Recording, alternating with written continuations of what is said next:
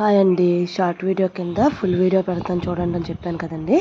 కాకరకాయ గుత్తి కాకరకాయ కోసం నేను చిన్నగా ఉన్న కాకరకాయని తీసుకున్నాను.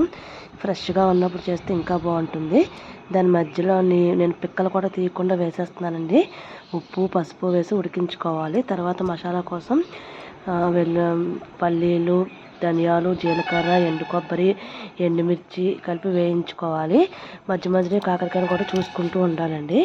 తర్వాత అయిపోయాక కాకరకాయలు ఉడికిపోయాక కాకరకాయలు తీసి ఒక పళ్ళెంలో వేసుకోవాలి.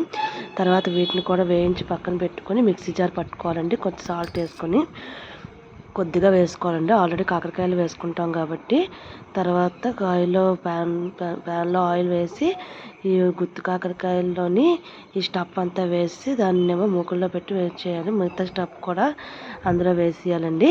లాస్ట్లో కొద్దిగా పెరుగు యాడ్ చేసుకుని దీన్ని పూర్తిగా మగ్గించుకోవాలి. అలా అంటే మన దగ్గర కొత్తిమీర ఉంటే కొత్తిమీర కూడా వేసుకోవచ్చండి. సో చాలా టేస్టీగా ఉంటుంది. మీకు ఎస్పెషల్లీ అన్నంలోకి అయితే చాలా బ్యూటిఫుల్గా ఉంటుంది.